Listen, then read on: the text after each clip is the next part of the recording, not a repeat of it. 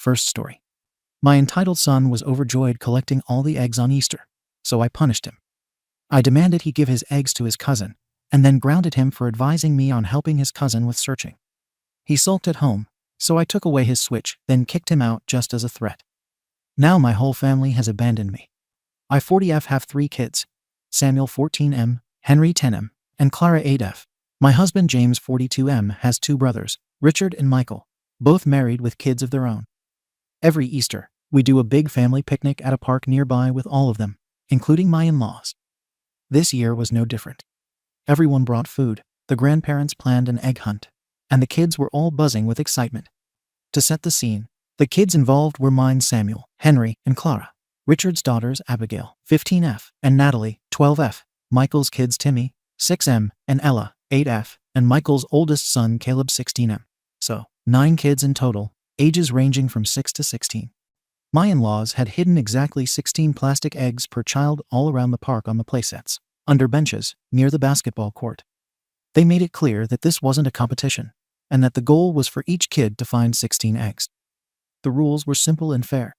My Phil explained them clearly, while all the kids sat on picnic blankets, stuffing their faces with deviled eggs and sandwiches. Before I even get into the issue, I need to say this Henry's been testing my patience a lot lately. He's gotten to this age where he thinks he's the smartest one in the room. He's always quick with some comeback, acts smug when he wins anything, and just seems to enjoy being a show-off. I've had to pull him aside multiple times in the past few months. There was one time during a family game night where he kept cheering loudly every time he got a trivia question right, even clapping for himself, and when his cousin Natalie missed something simple, he literally fist-pumped and shouted, "Yes." It was embarrassing. I took him into the hallway and told him to tone it down. I said, "You're not 5. You don't need to scream every time you win something." I remember even saying, "You claim to be a teenager now. Start acting like that." Because he keeps insisting he's basically 11. Like that makes him grown. Another time we were at a friend's birthday party, and Henry beat all the younger kids at this water balloon toss game. He was dancing around afterwards like he won the Olympics. I told him, "You don't need to celebrate every time you beat kids half your size." He sulked after that, but honestly, I thought it was a fair point. Anyway, fast forward to Easter. As soon as the egg hunt started, Henry darted off with Clara. I could see him weaving through the park like he was on a mission. The older teens mostly hung back, helping the little ones, but Henry was going full throttle. Meanwhile, I noticed Timmy, my youngest nephew, was struggling. He's 6, and he just kept going around the same section of the playground, getting more frustrated. My Bill Richard was gently trying to redirect him, telling him to try near the benches or trees, but Timmy kept wandering in circles. I felt bad. He's a sweet kid, and just wasn't getting the hang of it. My Phil and James were watching too, but they didn't step in. A few minutes later, Henry comes marching back to our picnic table, grinning, with all 16 eggs in his basket. He was the first one done. Clara had about 10 at the time. Samuel and the older cousins were still searching, or helping the smaller ones. Then I looked over and saw Timmy sitting in the sandbox with just 3 eggs. He looked miserable. So I turned to Henry and said, "Give Timmy 13 of your eggs." He looked at me like I had 3 heads. He asked, "Why?" I told him, "Because he only has 3, and you already finished. It's not a race. Everyone's supposed to get 16. You're quick at this, so just go find more for yourself." He flat out refused. He said, "That's not fair. I found them. I can help him find some, but I'm not giving mine away." I wasn't surprised. This is exactly the attitude I've been trying to correct. He was being selfish again, and clearly couldn't understand that sometimes you need to think about someone other than yourself. Timmy's mum, Laura Mysil, was on my side. She said, "That's really kind of you to suggest." Timmy's had a rough week at school too. But my husband and Richard both stepped in and said Henry was being fair. My Phil too. They all thought Henry offering to help was already generous enough.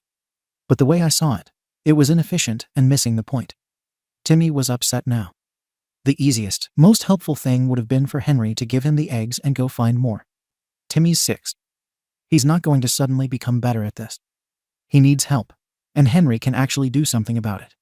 Henry kept resisting. I'll admit I lost my patience then. I snapped at him, told him to stop being so proud of himself. "You don't get a trophy for beating a bunch of 6-year-olds. Grow up." He crossed his arms and stared at the ground. Didn't say anything. I told him, If you don't give those eggs to Timmy, you're losing your Switch and your iPad for a week. Your choice." Henry stared at me like I'd slapped him. He muttered something under his breath, stomped over to Timmy, and dropped 13 eggs into his little basket. Then he walked off again without saying a word. I didn't say thank you. I didn't see why I should. It wasn't a favor, it was the right thing to do. He had an attitude about it, of course, dragging his feet and sulking as he wandered off to find more eggs. I kept my eye on him the whole time. He wasn't really looking, just kicking at leaves and brushing past the trees. That was fine. If he wanted to mope instead of helping, that was his call. Laura was grateful. She sat next to me and said, "Thank you." I know it probably didn't make him happy, but it meant a lot for Timmy. I shrugged. He needs to learn that things aren't always about him. Later, we packed up and started heading back. Henry wouldn't look at me. In the car, he started crying. I asked him what his problem was. He said nothing. When we got home, he went straight to his room. I heard him slam the door. Again, nothing new. He's been doing that kind of dramatic stuff for months now. I went in about an hour later and told him to give me his Switch and iPad. He asked how long the punishment would last. I said, "A week. You don't get to act like that and keep your privileges." He said I embarrassed him, that I humiliated him in front of the whole family, that he was the only one being punished for doing exactly what was asked. I told him the rules weren't the issue, the attitude was. The selfishness, the stubbornness. He pushed back again, said he did offer to help, and everyone else said that was enough. I told him again that his job as an older kid is to make things easier for the younger ones, not harder. I said, "You want to be treated older? Act older. Act responsibly. Stop crying every time you don't get your way." He didn't answer after that. Just gave me the iPad and Switch and turned his back. For the next few days, he barely spoke to me. Only when absolutely necessary. I wasn't concerned. Kids get mad. They get over it. I wasn't about to apologize for trying to teach him decency. What did surprise me was how many people thought I was in the wrong. My husband pulled me aside that night and said I went too far. That Henry didn't deserve to be punished for collecting eggs faster than a 6-year-old. I reminded him that Henry refused to help until he was threatened that it wasn't about speed. It was about attitude. He said it still wasn't right to take his things away over Easter eggs. A couple of his nieces also chimed in later. Abigail 15F said she thought it was kinda messed up that Henry had to give away what he found. Natalie 12F said Henry looked really upset, and she didn't like how the grown-ups handled it. Even my older son Samuel said, "I wouldn't have given them up either." I told him that if he had a little more empathy, maybe he'd see the difference. But I'm not pretending Henry is some victim here. He's had this quirky streak for a while. Winning everything, lording it over the younger kids, refusing to help unless it benefits him. He's not mean, but he's inconsiderate. I've seen it in group games, birthday parties, and even just walking ahead of his siblings without looking back. He thinks being better at something means he doesn't have to share the moment. I don't agree with that. Kids like Timmy, they're slower, more sensitive, and they struggle. If someone like Henry can afford to be generous and still come out ahead, he should. The point wasn't about plastic eggs. It was about being a better person. My sil Laura agrees with me. She said Timmy had come home much happier and that he felt proud to have finished the hunt. That reinforced it for me. You can't demand to be treated like an adult and then throw a fit when you're asked to do something inconvenient. That said, the amount of pushback I got makes me wonder if people really understood what I was trying to do. I wasn't rewarding bad behavior. I was correcting selfishness. Still, almost everyone except Laura and Abigail surprisingly thinks I went too far. They say I was unfair to Henry, that I should have let him be proud of finishing first, that helping Timmy should have been voluntary. Maybe they're right. Maybe I pushed too hard. But I still think Henry needed the lesson. AITA. Comments. Comment 1. YTA. And not just for what happened that day, it's the whole pattern you have with Henry. You don't parent him. You punish him for having emotions you don't like. You're frustrated that he's confident, or maybe a little proud of himself. Tough. That's normal. Kids who are good at things should be allowed to feel good about it.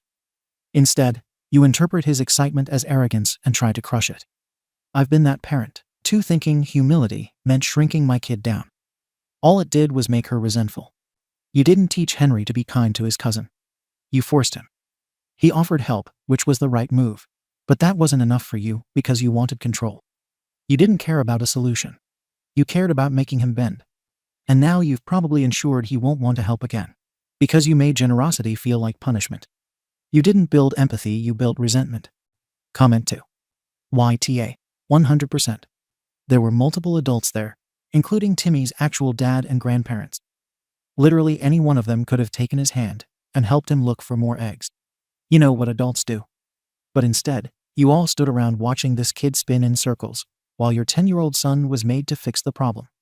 Henry busted his arse to find those eggs fair and square. He even offered to help Timmy afterwards. That's mature as hell. What did you do? Threatened to rip away his Switch and iPad unless he gave them up. Congrats, you didn't just ruin this Easter. You probably ruined the entire concept of Easter egg hunts for your kid.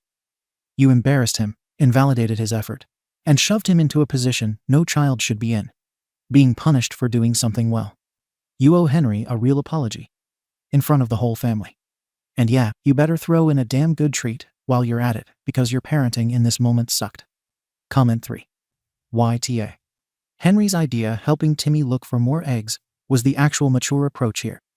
That's what empathy and teamwork look like. You dismissed that because you wanted a quick fix.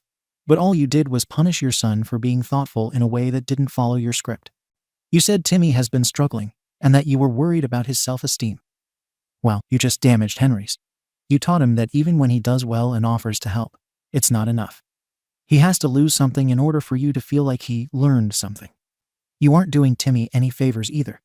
What's he supposed to take from this? That people will be forced to make him feel successful. That failure is solved by adults manipulating others on your behalf. You stole an opportunity for real bonding between cousins because you couldn't be bothered to let them work it out. This story reads like something Henry will tell his friends, or maybe a therapist years from now, when someone asks why he doesn't talk to you anymore. Update. I wasn't planning to update, but everything took a turn I genuinely didn't see coming. And before anyone jumps in, no, I still don't think expecting a 10-year-old to show empathy is unreasonable. People in the comments keep acting like Henry is a toddler. He isn't. He's old enough to understand when someone else needs help. And he's definitely old enough to stop acting like the world ends every time he's asked to do something uncomfortable. After Easter, Henry barely spoke to me unless it was unavoidable. It wasn't silent treatment, exactly, more like he was on autopilot. He answered in one-word sentences, kept his head down, didn't ask for anything, and didn't smile. I tried to be patient for a few days, thinking he'd move past it. Kids usually do. But he didn't. I sat him down one afternoon after school and told him directly, "This has gone on long enough. You need to let the incident go. You weren't wrong. You were asked to help your younger cousin because you're older and more capable. Move past it." He didn't argue, just stared at a spot on the carpet. I asked him if he even heard me. He nodded once, but didn't look up. That annoyed me more, so I told him that if he wanted to keep dragging this out, he would be grounded again. I took his Switch back, even though he had already earned it back after the initial punishment. He didn't protest. He just went to his room. Same as usual. Then fast forward about 2 weeks. It was Natalie's 12th birthday. The whole family was meeting again for a small gathering. I told Henry we were going. He said he didn't want to. I told him he didn't get a vote. He still refused to get ready. Finally, I told him very clearly, "If you skip this family event, I will cancel your birthday party this year. I'm not negotiating." He froze in place, and then went to get dressed without another word. He came, but he acted like a shadow the entire time. He stood on the edges of group photos, didn't smile, and didn't talk unless someone forced him into a conversation. He kept glancing at me like he was blaming me for being there. Honestly, it was embarrassing.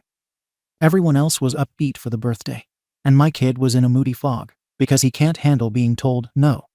After that party, things didn't improve. Actually, they got worse in subtle ways. One afternoon, we were at the park with some neighbors. One of their toddlers, maybe 3 years old, toddled over to Henry and pointed at a small toy car Henry had brought. He wasn't using it at the moment. It was sitting in the grass next to him. The mum said, "Oh, he really likes that little car. Could he play with it for a bit?" She was smiling politely. Henry hesitated, not rudely, more like he wasn't sure what to do. Before he could answer, I stepped in because, frankly, I wasn't dealing with another mine meltdown. I said to Henry, "Prove to me you're a good kid at least this time." He looked at me. Then, without a word, he handed the toy over and walked straight home. He didn't even wait for me or his siblings. When I got home 10 minutes later, he was already in his room with the door shut. I told James what happened, expecting him to finally see what I've been dealing with: the moodiness, the overreactions, the dramatic withdrawals. Instead, he said, "Maybe ease up. He's been having a rough month." I snapped at him. He's having a rough month because he refuses to let go of one minor situation. Raising 3 kids isn't easy, and I don't have time for these emotional theatrics. James said he understood that, but Henry's not bouncing back like he usually does. He's not playing outside, not talking much, and not laughing at anything. The teachers emailed us saying he stopped turning in classwork and stares at his desk most of the day. They recommended a meeting. And now James has made it his full-time mission to snap him out of it. He's doing extra one-on-one activities with him, trying to joke with him, and taking him out for short drives. None of it is working. Henry sits there, quiet, detached. Meanwhile, I'm the bad guy. Not directly, no one is saying that out loud, but the way they tiptoe around me is obvious. The grandparents are acting overly cautious. Samuel is giving me short answers too, like he's scared to take sides. Clara is the only one acting normal, but she's 8 and doesn't pick up on dynamics like this. I'm also dealing with something none of them seem to recognize. I can't afford to piss off my sister-in-law Laura right now. I owe her money, a decent amount from last year. I've been making small payments, but realistically, I'm not paying it off anytime soon. If things sour between us, it becomes a financial problem too. So yes, her agreeing with me about the Easter situation helped. I'm not pretending otherwise. I can't afford conflict with her, financially or socially. And before anyone judges that, sometimes parenting is about balancing what's best for the family overall, not catering to one child's emotional hiccup. But now I'm stuck in this situation where I feel like I'm the only adult maintaining expectations, while everyone else is bending over backwards because Henry is acting fragile. The school wants a meeting. James thinks I need to rebuild trust. Henry barely speaks unless necessary. Samuel is distant. Laura is overly sweet, which worries me because she only gets like that when she senses tension. I'm frustrated and overloaded and trying to keep all 3 kids on track. And instead of support, I'm tiptoeing around a 10-year-old who refuses to move on. I don't know if this is an overreaction on his part, emotional manipulation, or something else entirely. But I didn't think asking him to share Easter eggs, and then expecting him to let it go afterwards, would spiral into this. I still stand by my point. He isn't a small kid anymore. He's capable of compassion. The reaction he's having now feels disproportionate, and I don't know where to go from here. Comments. Comment 1. YTA. He didn't smile at a birthday party. So what? He handed a toy over without a word. Okay, and he doesn't get excited to join family gatherings anymore. That's not attitude. That's withdrawal. And withdrawal is a symptom. You are actively turning parenting into a power struggle. Everything becomes a moral test where Henry has to prove he's a good person. That's some twisted bullshit to put on a 10-year-old. You treat basic kindness like a test he keeps failing, even when he's complying. And that "prove to me you're a good kid" line? Jesus Christ. What kind of parent says that out loud? You're not raising a kid. You're training him like a damn show dog and punishing him when he doesn't bark on command. He didn't fail you. You failed him. Period. Comment 2. This post made my stomach turn. You say he's not a small child anymore. That's the problem, he isn't. And you still treat him like he's supposed to act younger and older at the same time, depending on what suits you. He's 10. That's not a teenager. That's a child trying to figure out his place in a world where even his own parent questions if he's a good kid. That phrase, "prove to me you're a good kid at least this time," will stick with him. I promise you, he'll hear that one line every time he doubts himself, every time someone criticizes him, every time he messes up. Because it didn't sound like discipline. It sounded like a verdict. You're not raising him, you're wearing him down. And when kids like that hit teenage years, they either disappear emotionally or snap completely. You won't see it coming until he stops coming to you altogether. Comment 3. What's fascinating here isn't just your parenting, it's how your entire family's dynamics are unraveling, and you don't even seem to register it. Samuel is distant. Clara's mimicking you for now. James is quietly shifting loyalty to Henry. Your in-laws are cautious around you. Even your Sil, the one you're financially indebted to, is walking on eggshells. You're losing influence and doubling down because you sense it, but don't want to face why.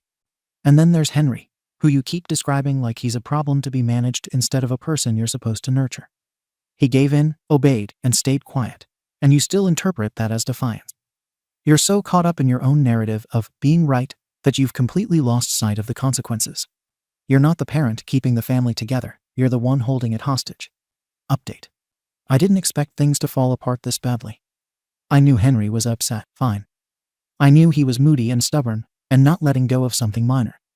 But I didn't expect everything to collapse over it. I didn't expect my entire family to flip the way they did. Let's start with what happened at school. Last week, I got an email from Henry's teacher saying he had an emotional outburst during a science group project. He snapped at another kid, refused to participate, then shoved his desk back and just sat with his arms crossed the rest of class. When the teacher asked him to explain, he told her, "I'm tired of people forcing me to do stuff." They called it oppositional behavior and wanted a follow-up with the counselor. I was stunned. Not because Henry had misbehaved, I knew he'd been acting off, but because they were now tossing around labels. They're hinting at things like depression, oppositional defiance, and emotional trauma. All from one argument. It felt like a total overreaction. James disagreed. He thought it made sense. Said Henry was probably just overwhelmed, and that the behavior fit the pattern. I didn't like that phrase. Pattern. That makes it sound like there's something wrong with him. Like my son is damaged. James said, "We need to listen to what they're seeing." But all I heard was the school calling my kid unstable and my husband nodding along. To make it worse, James thought it would be a good idea to invite the counselor to our house to help Henry see we're all on the same team. He didn't tell me until the night before. I was furious. A teacher coming into my house to tell me how to raise my son. No warning, no heads up, no consent. But James brushed it off like it was no big deal. The visit was tense from the moment she arrived. I said maybe 5 words. She smiled politely, complimented our living room, and then gently started asking Henry about emotional safety at home. I nearly exploded. Henry didn't say much, but I could tell he liked her.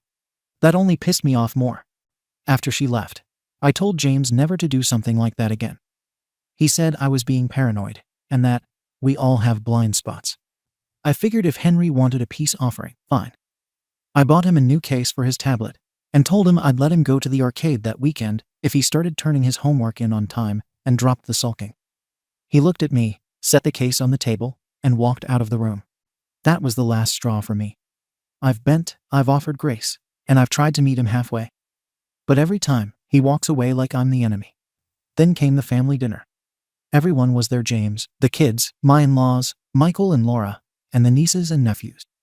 I was already tense because I knew people had been talking. Ever since Easter, there's been this fake niceness around me, like people are waiting for me to explode. Honestly, I don't even know how it started, but suddenly Laura brought up how thankful she was that Timmy had such supportive cousins.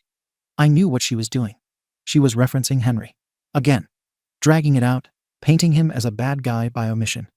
I made a comment. Something like, "Well, some kids know how to appreciate what they're given." James shot me a look. Laura went quiet. Henry stiffened. Then Samuel of all people spoke up. "This is why no one wants to talk to you anymore." It was like a gun went off. I turned to him and said, "Excuse me." He stood up, red-faced, and said, "You've ruined everything. You treat Henry like garbage, and now Clara's scared, and I want nothing to do with this family." Then he stormed out. I turned to Henry and yelled, "You know what?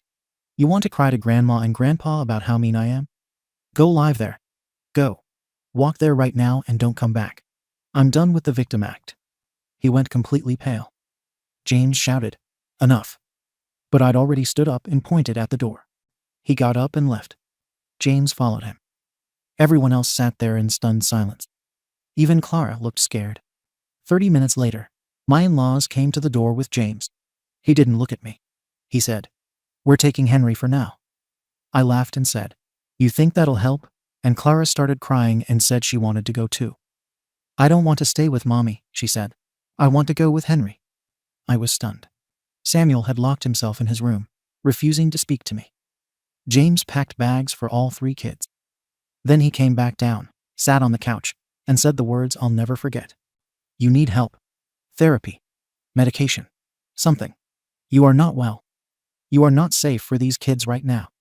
And if you don't fix it, I will divorce you and fight for custody." I told him he had no idea what I've been carrying: the stress, the loneliness, the bills, the pressure. I told him about the loans I took from Laura. I admitted I hadn't kept up with payments, that I've been spending more than we can afford on clothes, on keeping up appearances, on things that made me feel normal. He went quiet, then said, "Why would you do that? Why didn't you tell me?" I didn't have an answer. Because what was I going to say? I like living a certain way. I didn't want to feel like we were poor. All I said was, because I didn't want you to think less of me. His response, "I don't think less of you. I think you're selfish and reckless. And if you don't pull it together, I'm not going to let you keep hurting our kids." He left with them that night. I'm alone now. I sleep in a bed that feels twice as large. Every room looks too clean. No noise, no arguing, no footsteps, no door slams. I got what I wanted: silence. But I didn't think silence would hurt this much. James hasn't answered my texts. Laura hasn't followed up on the loan, yet probably enjoying the power shift. The kids are all at my in-laws. I don't even know if they'll come back. I keep thinking about Clara crying, about Samuel yelling, about Henry leaving. I know people will say this is the consequence of my own actions. Maybe it is. But I never expected my husband to abandon me the second I became a financial burden. Not after everything I've done for this family. Maybe I was wrong. Maybe I wasn't keeping anything together at all. Comments. Comment 1. You know what? I don't even feel bad for you. You nuked your own family, and now want pity because you're lonely. That's the part that gets me. You don't miss your kids. You miss being in charge of them. You kicked your son out of your house in front of your entire family and told him to go cry to his grandparents, and now you're shocked your daughter begged to leave too. You spent months making him feel worthless, mocked him when he showed normal emotions, and accused him of emotional theatrics because he didn't bounce back like a damn cartoon character. And then you want credit for offering him a tablet case? And the second your husband said you needed help, you turned it into "he abandoned me." No, he drew a line. He gave you a reality check. He did what you refused to do. Put the kids first. You're not a victim here. You're just facing consequences. You don't get points for finally admitting the debt when it blew up in your face. Get help. For real. And don't do it so they come back. Do it because they deserve better than who you've become. Comment 2. This entire post gave me flashbacks. I grew up with a mum just like you. Everything was always about how she felt. Her embarrassment, her frustration, her loneliness. My emotions, inconveniences. You didn't just ruin your relationship with Henry, you poisoned your whole family dynamic. You created an environment where love was transactional. Prove to me you're a good kid. Earn your gift by being less upset. Smile for the camera or else. And when your kids finally broke under that pressure, you blamed them. You say you're sad your husband abandoned you the second you made him responsible for the money. But that wasn't the trigger. That was the final straw. He watched you emotionally batter his kid, lie about your debt, and turn the family into your personal hierarchy of approval. If you don't see that if you keep centering yourself in this story, you'll stay exactly where you are. Alone, confused, and resented by the people who once needed you most. Comment 3. I've got 3 kids, a full-time job, aging parents, and bills up to my ears. So believe me, I get how easy it is to lose your grip and lash out. But here's the difference. When I screw up, and I own it. I apologize. I don't punish my kids' sadness. You had so many chances to stop this spiral. Henry offered help. You called it selfish. He gave away the toy. You shamed him. Clara cried to leave with her brother. And you were shocked. Why? She's been watching. They all have. And now that everyone's gone, you want to talk about being abandoned. Girl, you kicked your own 10-year-old out and dared him to walk to his grandparents. Your family didn't abandon you, they escaped. Get therapy. Update. I didn't think things could get worse, but they did. And before anyone jumps in with consequences, let me say this. I didn't deserve for my entire life to collapse because my 10-year-old couldn't handle being asked to be kind. People have blown this so far out of proportion that I barely recognize my own family anymore. A week after the kids left with James, I drove to my in-laws to talk to them face to face. I didn't call first. I figured I shouldn't have to. I'm their daughter-in-law, mother of their grandchildren. I expected at least enough respect to open the door. Instead, when I knocked, my mill cracked it open like I was a stranger selling something. She stepped outside and shut the door behind her. Wouldn't even let me in the house. I asked to speak to the kids. She said, "Not right now." I told her I wasn't leaving without seeing them. Then she said, "Henry doesn't want to see you, and we're respecting that." I thought she was bluffing. So I pushed past her into the entryway, only for my Phil to block me. He said, "You need to leave before you make this worse." I demanded Henry come downstairs. Instead, I heard footsteps, James coming down with Clara holding his hand. Clara saw me and immediately stepped behind him, gripping his arm. That gutted me more than anything. I tried calling her name. She wouldn't look at me. Samuel didn't appear at all. I asked why everyone was acting like I was dangerous. No one answered. James just said, "Go home." I refused. I said they were poisoning my kids against me. That's when James said, "You did that yourself." 3 days later, I was served divorce papers. Not trial separation, not counseling. Actual divorce. James moved fast, almost like he'd been preparing. Full custody request. Child support calculations. Notes about emotional harm and unsafe parenting dynamics. Like I'm some unstable abuser, not the mother who carried and raised those kids. I called him, but he blocked my number. Called from my work phone, he hung up before I finished saying his name. Around this time, Laura suddenly remembered the money I owed her. She asked for repayment, not privately, but in our family group chat. She wrote, "OP, any update on the repayment timeline?" with a smiley face. Everyone saw it. I wanted to die from humiliation. With the divorce settlement, I got a payout, not huge, but enough to clear the loan. I sent Laura her money immediately. She responded with a one-word text, "Received." No thanks. No acknowledgement. Nothing. As if the second I paid her back, she didn't need to pretend to be supportive anymore. I used some of the remaining money to put down on a small condo. I hate it. After moving in, reality hit hard. I needed a job. James always made more, and I've been part-time for years. I've applied everywhere: admin jobs, retail, receptionist positions. I've gotten 2 interviews, both ending with, "We'll call you." They didn't. Being alone in that condo all day, waiting for emails that never come, is its own kind of torture. As for my kids, they might as well exist on another planet.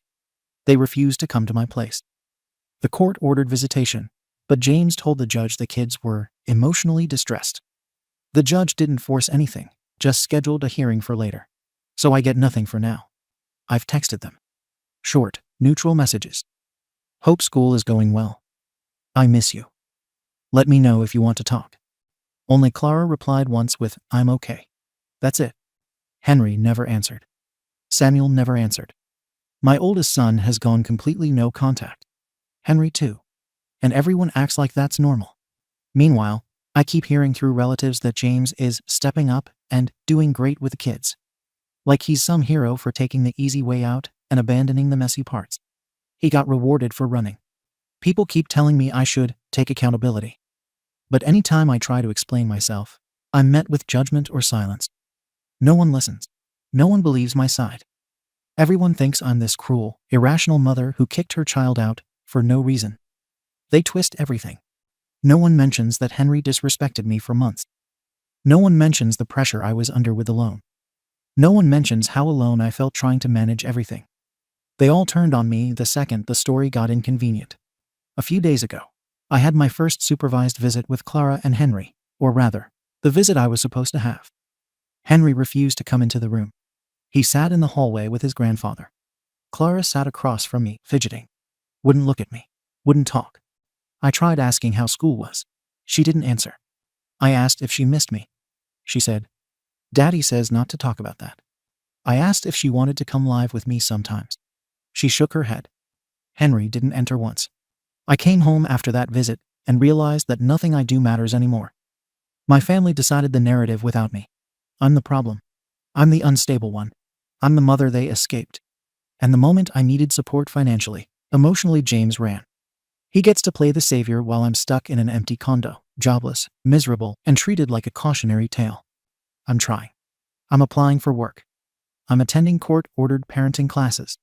I've even reached out to therapists, though half of them are booked for months. I'm doing what I'm supposed to. But none of that changes the fact that my entire family turned their backs on me without giving me one honest chance to explain myself. They only ever saw the worst version of the story, never the full picture. I don't know what comes next. But right now, I'm alone and everyone seems perfectly fine with that. Comment 1. OP, you're still centering yourself like you're the one who was hurt most. But you were the one holding the match. You lit the fuse, and now you're shocked the house burned down. That moment you told Henry to go cry to your grandparents and don't come back. That wasn't a mistake.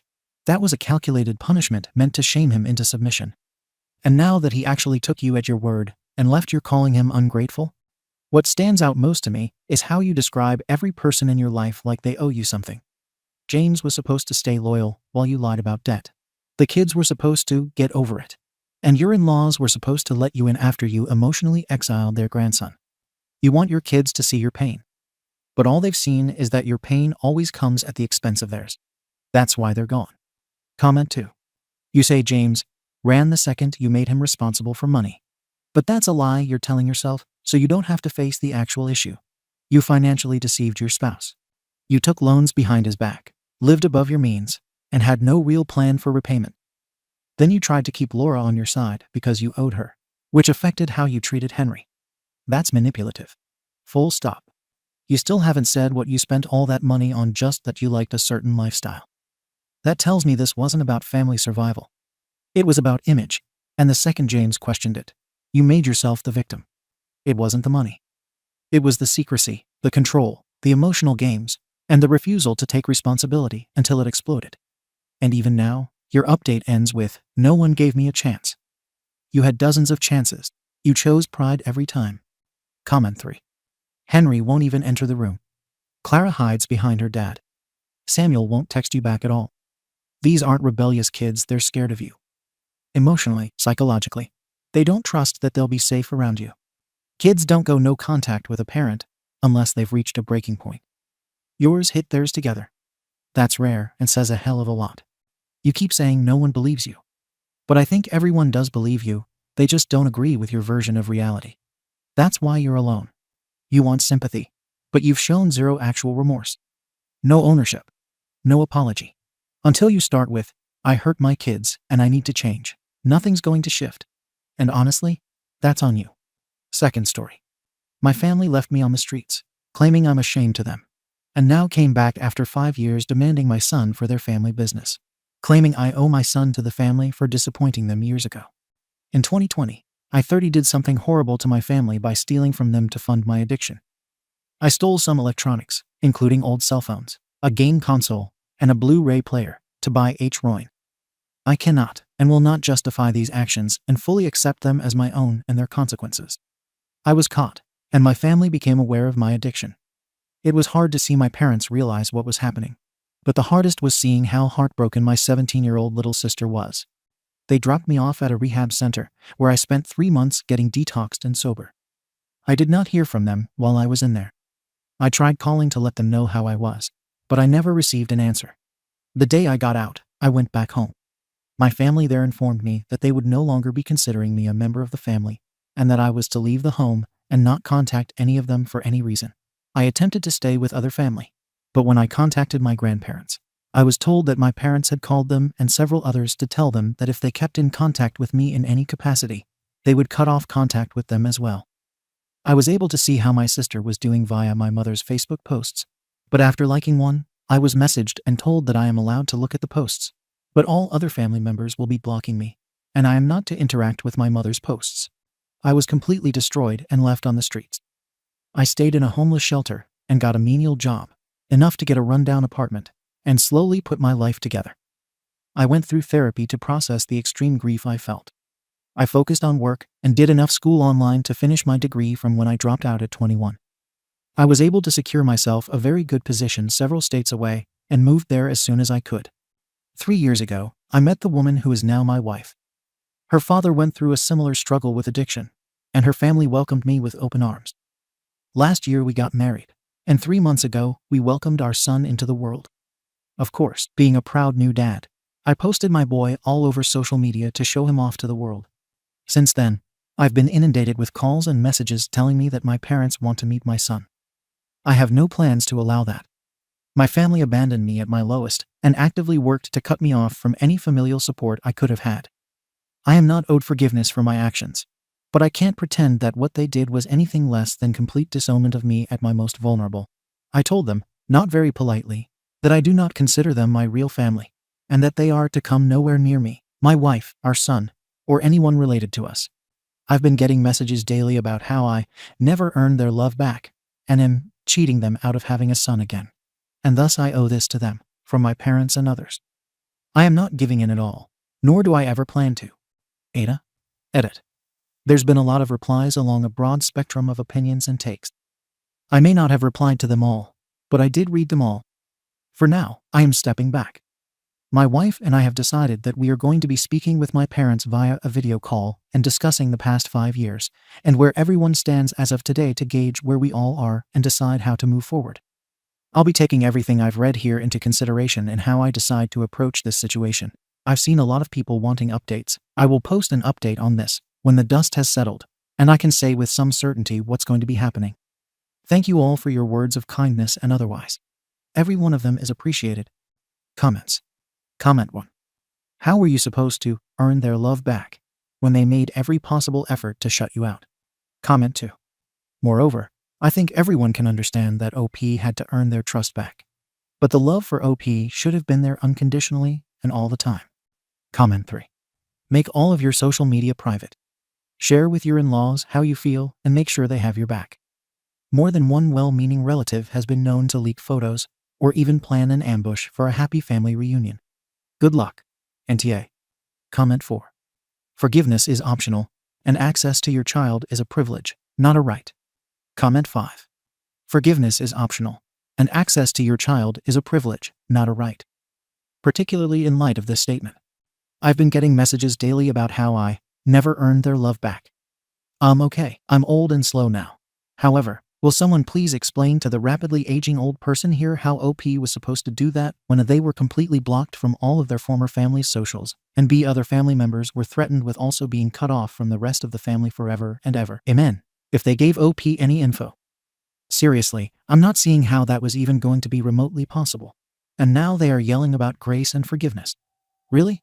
That's a bold stance to take given how they set all of this up back when they cut OP off. But I guess that's just when it's convenient for them, and not the other way around. NTA, IMO. Judgment NTA. Update. A little bit back, I posted a thread on this sub. I want to thank everyone for their words, both kind and unkind. I look back on that post and feel like I did not hit the mark in some areas for how I expressed myself and the situation. And so it was interpreted in wildly different ways by different people. I initially wanted to address those, but to be honest, I'm ready to leave this behind, so I'm not going to do that. The only thing I will add clarity to, since it came up several times, is that my family did not pay for my stay in rehab. I was making less than $20,000 per year, and my employer only offered an HSA for health benefits, so I qualified for Medicaid and had been on that since I moved out of the house.